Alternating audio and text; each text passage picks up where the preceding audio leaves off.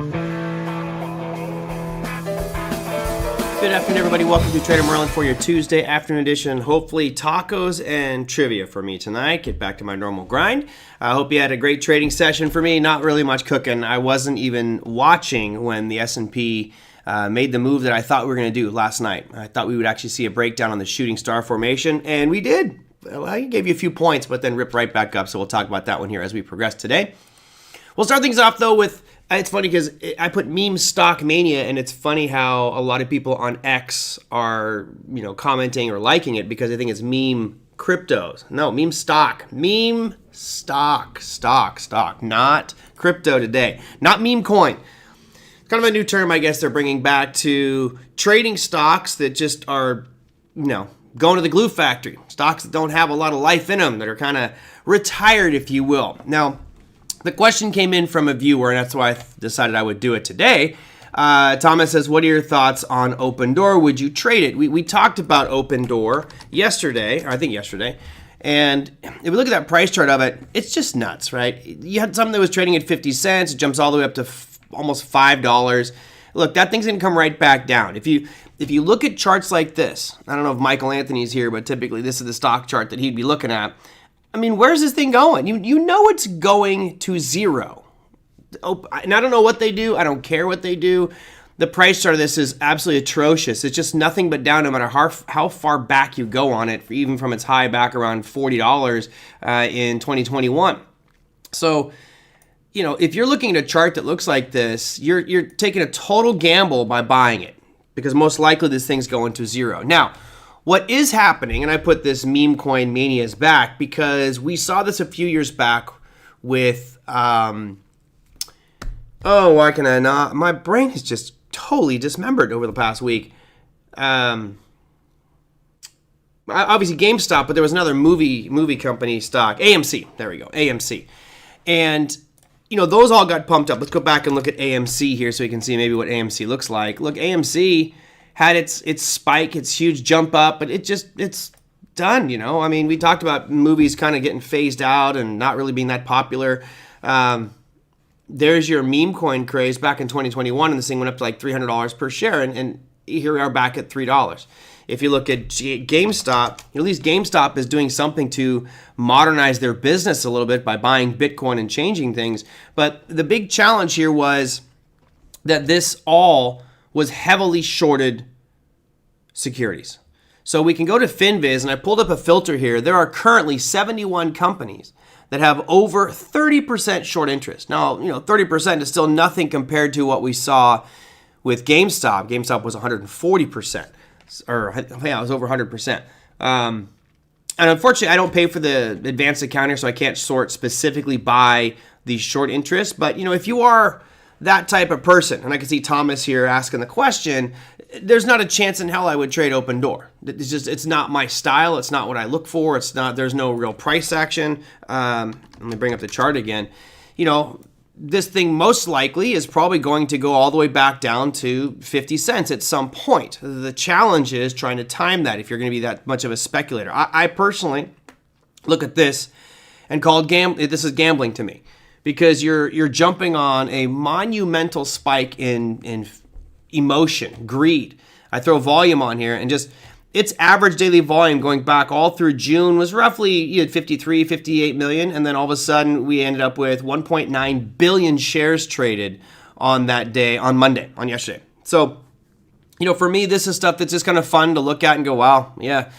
Would have been great to own this at 50 cents and dump at 450 within a week. Great, of course. But it's just speculation and it's just gambling. And I really strive for much more consistency in the type of trading that I do.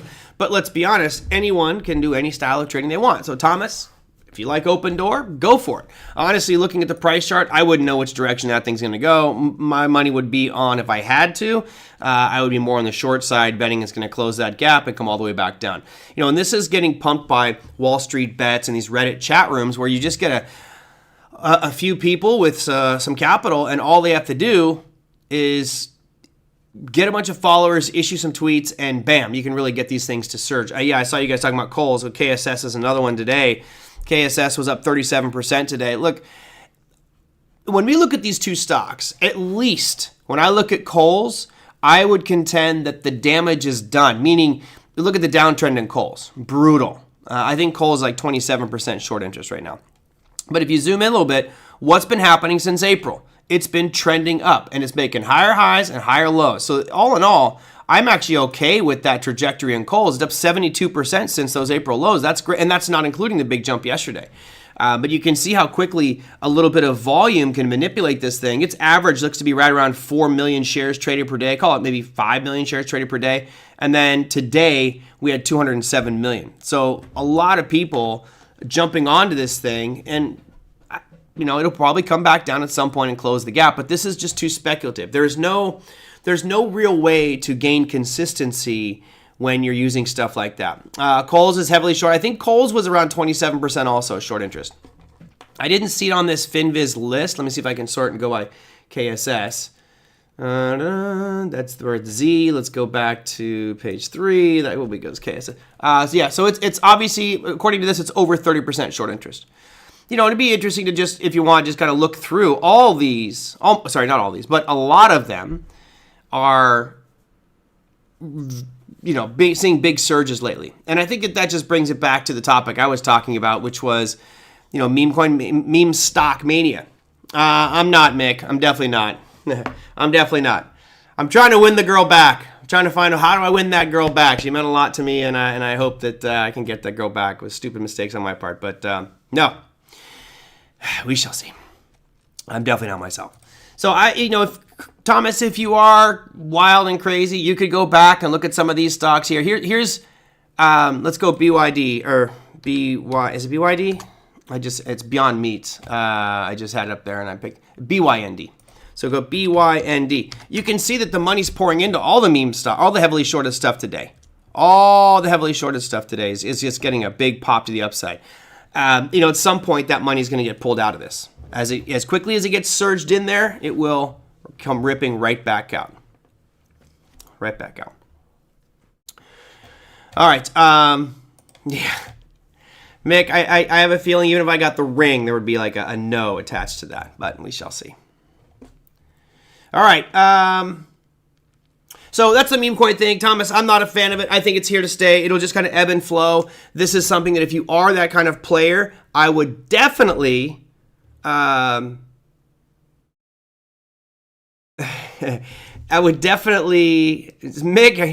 I'm curious what you're thinking. The advice is an interesting one.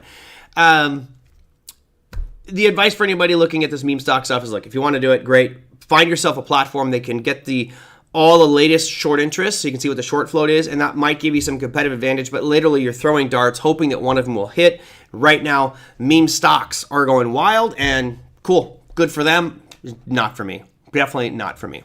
Now, I had a couple of questions come in regarding mining and companies involved with mining, so I'm going to talk about that real quick here, and that is Michael G.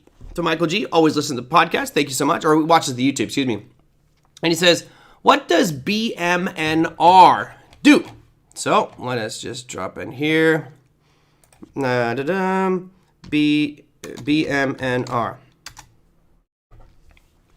I already apologize for everything, and she just says, leave me alone. Don't talk to me. I need space. And we all know the dreaded space. Space basically means I need enough time so I can build up a wall so I'll never talk to you again. So there we go. So what does BMNR do? This is Bitmine Immersion Technology. So this is just another miner, but they have a slightly novel approach. And the novel approach is Bitmine takes their mining equipment and overclocks it. They tweak the mining equipment to run much faster, to just push it to its absolute limits. Now, in a normal environment, you could do that, but you really have to keep them cool, because if you're overclocking your computers, they can get very, very hot. So what Bitmine does is something very cool. I like the approach, and that is they submerge them in a liquid that is designed to keep them extremely cool, much more efficiently than air-cooled. So it's a novel approach. They also sell different mining techniques and technologies, but they just got some crazy pump up here. I'm not sure why it shot up like this, but we saw just a massive move up in it, and I think this is almost in that meme stock category where you see just a gigantic pop up in price and then it's going to come right back down. Look, miners are doing okay. If you go here to Mara, so here's Marathon, pretty nice uptrend since those April lows. We're up 103%. You got Riot. Riot's even way better than that, 131%. So isn't this Tom Lee's company? That I don't know. I don't know who. Yeah, I don't know who that is. So Riot looking pretty good. You've got Hut 8 as well. You know, most of these companies have been on a pretty nice run because, you know, Bitcoin has been just doing so fantastic. We had a pretty nice run today in Bitcoin as well. These mining stocks off those lows from right around early April when we had our tariff chaos initiated, you know, they're all up over 100%. Fantastic. So, you know, I don't know if BMNR is the one that I want to be jumping on. The trend doesn't look good to me. It just looks like this has got some major hype and then shocked up. I mean, this is nuts. I'd leave this one alone. No, I got no interest in it, Michael G. Now, Michael's second question, which I do like this one. Not that I didn't like your other one, Michael, but second question is, what are the statistics on how many people own 0.25 or more Bitcoin? Well, you can, the blockchain is fully transparent, so you could technically go out there and find all of that information. It's readily available. However, I use a site that doesn't get that detailed, which is called bitinfocharts.com. I'm a big fan of this one. And they do a Bitcoin distribution table here. Unfortunately, they do it all in, you know, 0.1 increments. But you can see between 0.1 Bitcoin and 1 Bitcoin, there's about 3.4 million addresses have at least 0.1 Bitcoin in it. Now, if you want to go from 1 Bitcoin to 10 Bitcoin, you're talking about 830,000 addresses. My goal for years has been to get to that 10 to 100 mark, which is only 133,000 addresses, or 0.27% of the population. So that's it's probably still a small amount of the population that owns 0.25 Bitcoin. Yes, and remember, we're dealing with the global population as well. I mean, collectively, I don't see I wish there was a summary pane here to give you the actual total number of addresses at certain points. Yeah, but there isn't a sum number here. But there's only a few million Bitcoin addresses. I wish I could copy this table and give you just a spreadsheet answer to it. But yeah, that's the only real information I have on that one, Michael. It'd just be to use this BitInfo charts and see that kind of distribution. The other part I've shared with you before, which I'm a big fan of, is when you go down below here, it's this dormant Bitcoin address list. That one's really interesting. So if you go to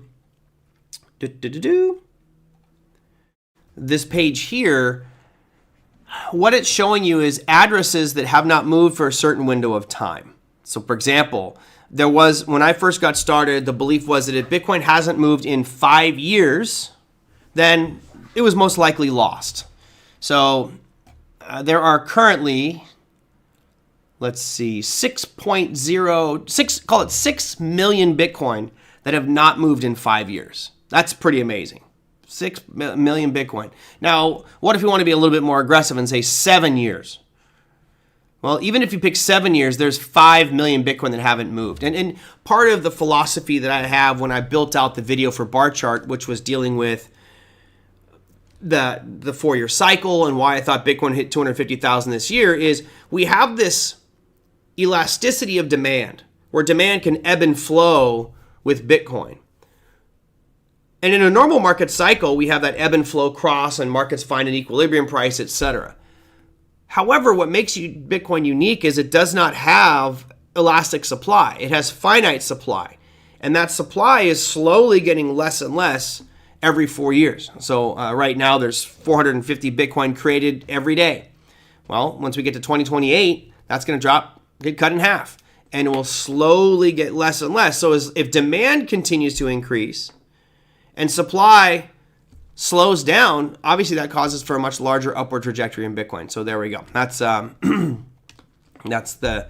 thought there. So Michael, hope that helped you out a little bit. You can go to BitInfo charts. There's all kinds of great information. People always tell me, oh, well, Bitcoin's not safe, blah, blah, blah. And I'm like, look, I can go there's addresses out here. Let me see if I can find it. This address right here is $6.4 billion. It's a quarter of all the Bitcoin in circulation. And let's see when it last moved. So this address was started. Oh man, let me zoom in on me. Oh, sorry, you guys aren't seeing it. I'm gonna scroll down the bottom here. So in 2014, somebody bought 53,880 Bitcoin. Someone did, and at the time, that was quite a bit. That was $30 million worth of Bitcoin, because Bitcoin is trading at $571 at the time. So that was a pretty big amount. But that $30 million investment is now worth $6 billion, and they haven't moved it. They haven't moved that Bitcoin. You hope they haven't lost their private keys, because I can tell you, if I spend $30 million on Bitcoin and I lost my keys, it's now worth $6 billion, I'm going to be pretty upset about that. But it's kind of fun to go back there and look at, you know, the largest addresses and what's moved over time, what hasn't moved over time. Some of them are pretty wild to check out. Anyway, we'll leave it there. I don't know why it's not going back. Trying to go back. It's on me, but. All right, what do we see here? I saw something back here that you guys are chatting about. Let me see. What was that? I don't know, 0.25 Bitcoin. However, if I add my IBIT and Fidelity Bit Trust, I do. Steve, you'll get there. You'll chip away at it. I love to be one of the 4 addresses in that last category. Yeah, who wouldn't be? Who wouldn't be? I think there's a billion in there. All right. I have an Uphold account, and they just announced 4.5% for USD coin. You can transfer as much as $10. $10, Oliver? I think you meant $10 million. So if you look at Uphold, which I have not dug into Uphold, if you use USDC on Coinbase, you can get 4.1%. They're paying you 4.5% over at Uphold. They're basically transferring all the gains from that stablecoin over to you. Fine, cool. Sue, what are you doing over there? What's going on with you? Plus, minus, plus, long minus. All right. I also looked at Netflix short. Looks like I can get down to from 1,000. Let's go take a peek at Netflix real quick. I was actually looking at Philip Morris and Lockheed Martin today, but since you're on Netflix, let's go bring up NFLX. I mean, I like that line we've had drawn there, 1,184. And I saw you, say down to 1,000. I definitely think it's possible. I wouldn't use that as my main target right now. I'd probably go to this next stopping point, which is your area of consolidation right here, by about 1,100, right? Yeah, we've been saying that for a while, Oliver, that Netflix needs to split, and it just is not doing it, unfortunately. Hey, Daniel. So, the question is right now a buy point on Netflix? That's a pretty significant slide. We're up over $1,300. Now we're back down under $1,200, and it's right near that little area of demand. Not really a great one. Not a great one, but it's just kind of that area it's bounced off. So it would lead me to believe that we'd see a little bit of a bounce here. You want to know about NVIDIA? The N to the V to the D to the A? This one's great because you closed that gap we established last week on Tuesday, right? Had that big gap up, and then it's actually closed the whole thing right now. In theory, if this is supposed to be just a pullback and an uptrend, then that was your buy point, was right today on that lower part of the tail. It's always sketchy trying to buy things as they're all-time highs. Always just makes me nervous. But NVIDIA, looking pretty darn good. Looking pretty darn good. All right, what are the questions that I have that came through here? Let's talk briefly about Lockheed Martin's earnings. Lockheed not looking so good.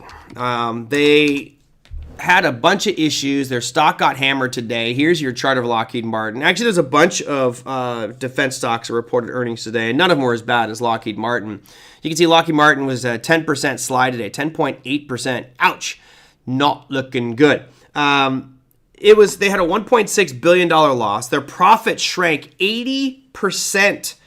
They lowered their forecast from $27 to $22 earnings per share, and their net income dropped from $1.6 billion to $342. This is on the loss of some defense contracts, and is a classified contract that apparently fell apart too. And man, it does not look good. I actually thought about potentially buying some Lockheed Martin today or selling puts on it. You look at that long-term chart. I'll just put it right to there. I think things it's not for me. I just can't. I just can't do it. Yeah, you talk about Northrop Grumman. So they beat on earnings, and they're looking great, right? You just never know what's going to happen with these damn stocks. You would think the birds of a feather flock together, but that classified contract that Lockheed lost, as well as I believe it was a Norway defense contract for some helicopters, something like that. Ooh, man. Brutal. Really bad, ugly stuff. And, there was Philip Morris, which I was checking today as a potential buy point. You look at Philip Morris, look where Philip Morris fell to. It fell right to 162. So I was checking out the 161s, the 160s. There just wasn't enough premium on it. It just doesn't have the volatility. Even though today was such a pain day, I was really expecting premium to be significantly higher for Philip Morris. So I decided not to buy or sell puts on Philip Morris. We'll just leave that one alone. It's bomb dropping day, Big Ab. Lockie got the bomb drop. You dropped the bomb on me. I'm with you, Margaret. I'm with you. I'll sing that one. Give me a little hyper over here and get me cheered up. I guess since we're on it, we'll just stay with the Magnificent 7 as I work my way up to our top 10. But, NVIDIA was one of your worst performers today. From the Magnificent 7, you had Meta, which really didn't do anything that's that noteworthy, even though it was down 1.14%. Microsoft continues its just stellar uptrend. Oh, we'll get there. We'll get there. Big Eb, always trying to jump the gun, bud. Don't mess with my show. Ozzy, like the Black Sabbath War Pigs. So, yes. 76 years old? Passed away? I mean, the guy had a hard life. He was a rough dude. So, yeah, I wanted to play some Ozzy in memory of Ozzy Osbourne today, but, of course, I could get flagged and my account could get frozen like I did with the Van Halen when Eddie Van Halen passed away. So, I decided to play with AI and have him do... I typed in War Pigs by Black Sabbath, and that's what I got. Kind of like it. That's a pretty good one. Yeah, I'm with you, Big Eb. I'm surprised he made 76 as well. Oh, brutal. He is the one that bit the head off the bat. He's done all kinds of crazy stuff. If you watch the movie, I'm not even going to tell you. There's some stuff, if you watch the movie about Motley Crue, there's some stories about Ozzy that are just like, wow, what a lunatic. Yeah, Rita, 76 is relatively young, but this is Ozzy. I mean, Ozzy is just, he rode himself pretty hard through life. So, rest in peace. I'll go listen to some Black Sabbath tonight. Maybe that'll be part of that might be part of the trivia.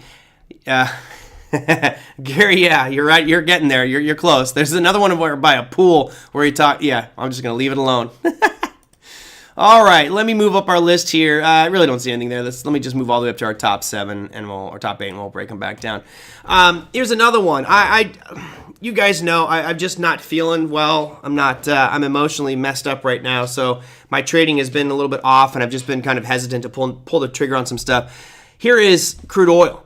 So I've had that yellow box drawn for quite some time, right in between 64.60 and 65.46. We tiptoed right near the bottom of that one. So I almost pulled the trigger on some USO today, but it just hasn't dropped as far. I'm just not comfortable with it. And the premium for the 71s, which I got last time, was just not good. So there's multiple things I passed on today. Now, normally I might have taken a shot at Lockheed Martin or Philip Morris or USO today, but I just not there, man. Just not there. Not there.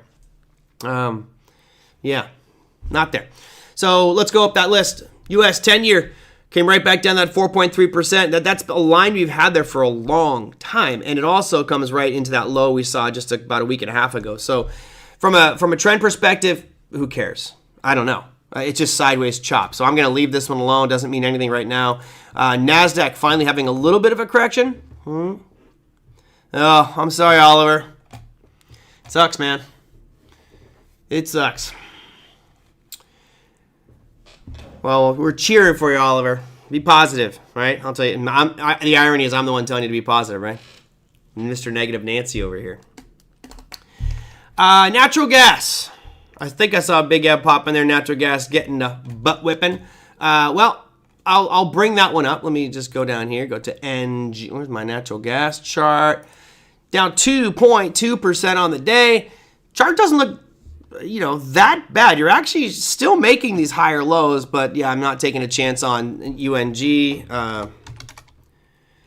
Margaret, I don't know about that. This is a real tough one. This is the woman I really thought I was going to spend the rest of my life with. So that makes it exceptionally challenging. But do you look at UNG as a potential stall point here at 14? You're really close to it. Down 21 cents today, 1.43% to 14.47. I don't know. I'm just wondering if this trend that we see happening on the high end here is more dominant, and I do think it is. It feels like that upper trend on the top is a little more powerful and may push this thing down even lower. So I don't think even I would take a shot at those 14s. Maybe the 1350s, which go all the way back into a low in December of 2024. But for right now, I think I might have to pass on this one as well. The perils of being ultra conservative right now. So we talked about NASDAQ. Let's talk about that dollar index. It's beautiful. Still going. Lower lows. We're going to hopefully, not hopefully, but we'll see if we can challenge these lowers here. Lower lows coming. We'll see. It does feel like that's where it's headed.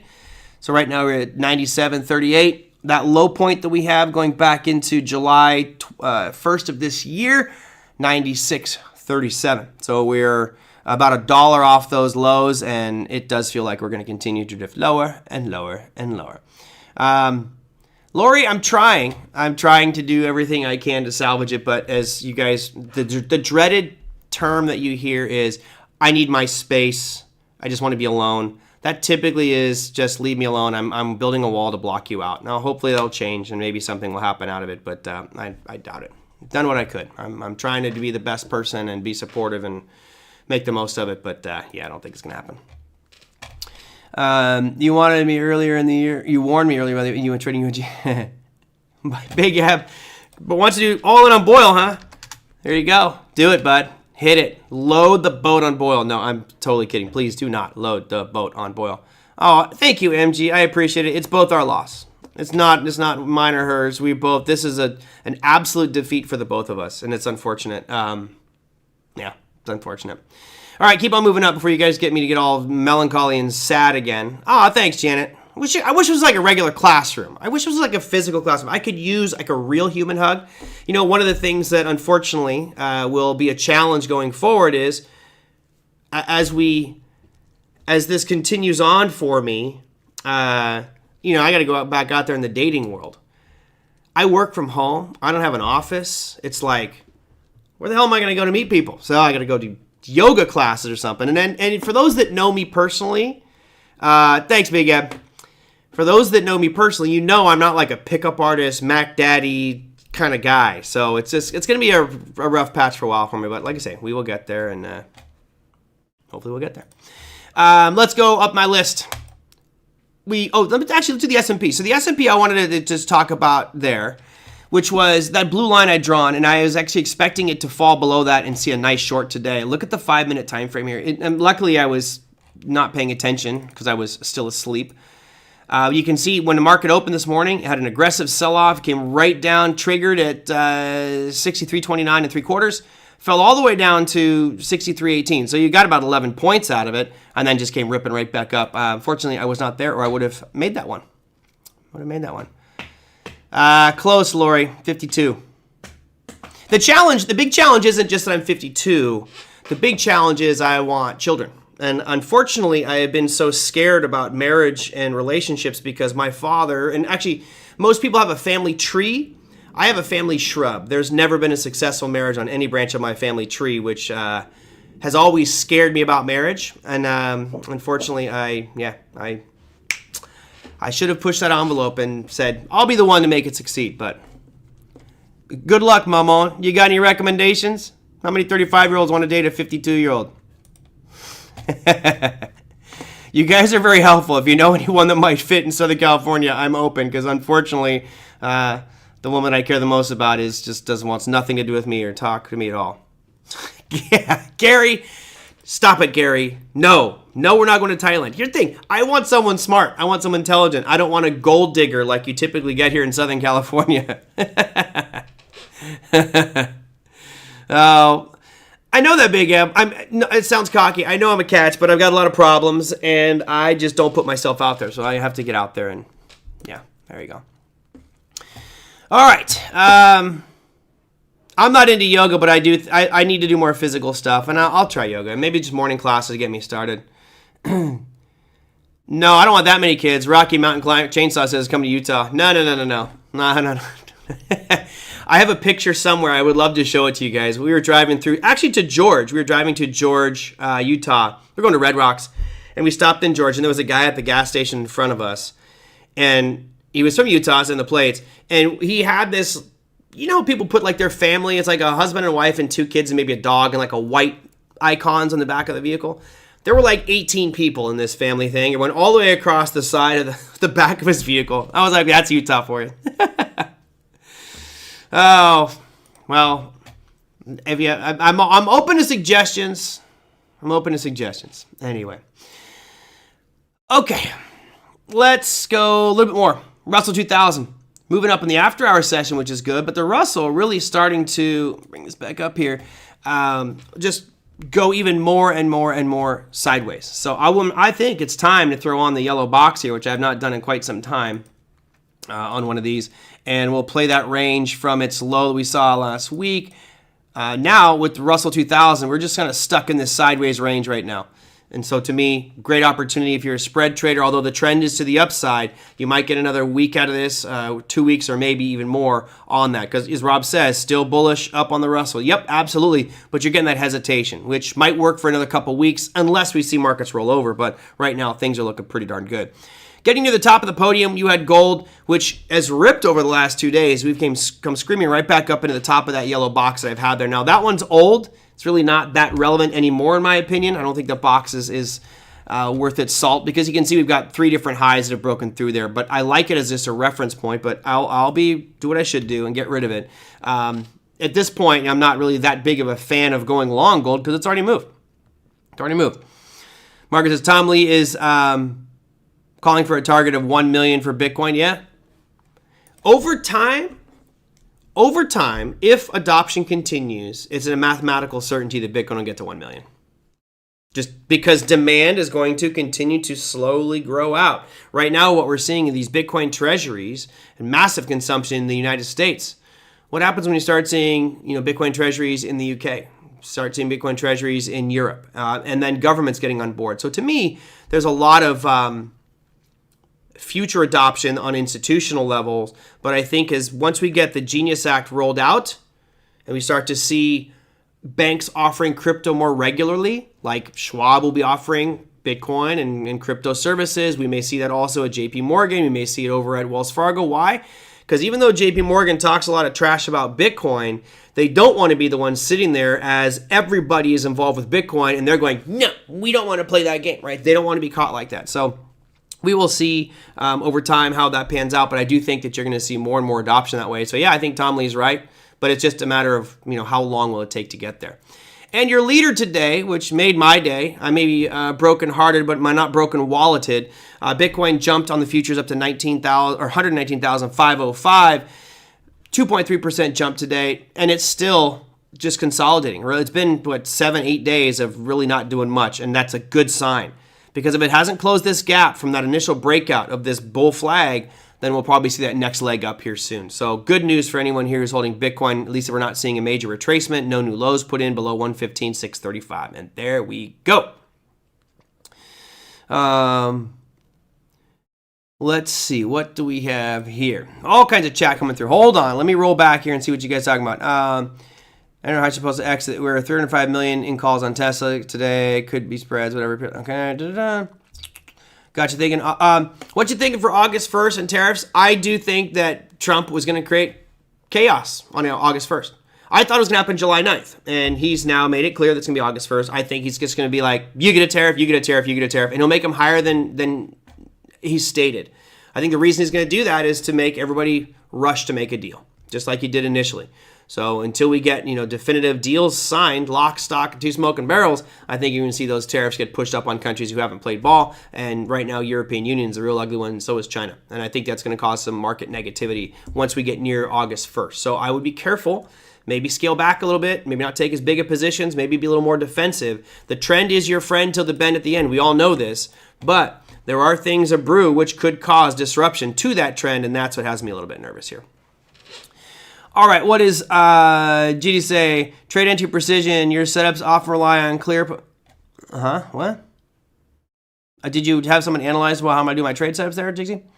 Let's go. Any thoughts on possible market correction? August is always scary. Today was a roller coaster. I'm putting more cash in my portfolio. George, I think that's exactly what we're talking about right here. We've had a monstrous rally. This rally since the beginning of April has been early April is absolutely fantastic. I mean, Remember, the average annual rate of return for the S&P 500 over the course of a year is about 8 to 10%. It's up 31% since April. That's 72 trading days. This thing's up 31%. It would be logical to have a correction here. Now, based off this pattern, what I do think is going to happen is you're going to probably see a breakout to the upside, and that's going to bring in a whole bunch of bullish people because we're ripping to all-time highs. And then I think after a couple days of a sharp move out of all-time highs, probably later this week or next week, then I think all of a sudden the tariff news crushes it back down. I have the blue line there on August 1st, which is when the tariffs are supposed to be impacted. It would not surprise me at all to see a breakout to the upside, good volume, as Oliver says here, a bull trap. So, George, here's the thing you got to think about.